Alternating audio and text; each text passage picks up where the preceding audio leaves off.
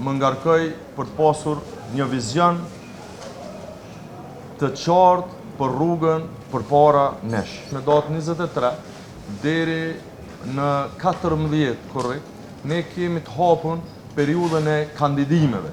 Kjo konvent nuk ishte vetëm rizgjedhje e imja apo një moment formal e solem, ishte dëshmia e unitetit ton dhe e besimit të ndërsjellë.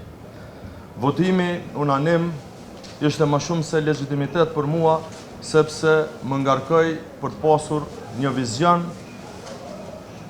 të qartë për rrugën përpara nesh.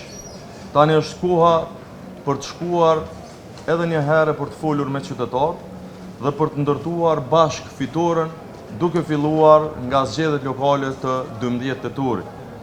Rruga jonë është drejt rikthimit në udhëheqjen e vendit dhe institucioneve për të kthyer besimin qytetarëve dhe dinjitetin shtetit. Do të shkojmë drejt zgjedhjeve të ardhshme me program, me ekip dhe me kandidatët më të denjë. Një besim rreth leadershipit tim në 4 vitet e kaluara dhe për fazën e ardhshme po ashtu. Normalisht që gara ka qenë e hapur, por nuk ka pasur një kundërkandidat, të cilën po e them mungesën e cilit po e shoh si një dëshmi shtesë të besimit, e besa kjo ma shton pak ma shumë edhe përgjegjësinë.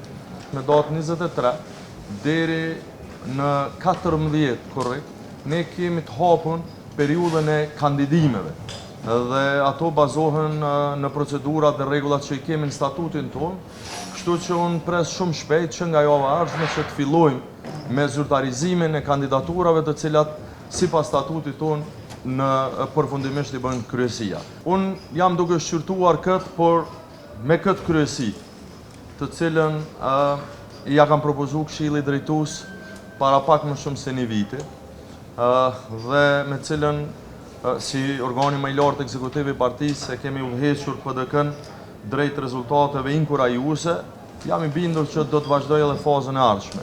Tash prioritet për ne janë zgjedhjet lokale, normalisht edhe zhbllokimi i krizës dhe i situatës aktuale politike, por edhe zgjedhjet e përgjithshme të cilat nëse jo më herët nga ajo që shohim mund të bëhen në pranverën e vitit të ardhshëm. Kështu që sipas gjitha gjasave nuk do të ketë ndryshime në kryesinë e partisë.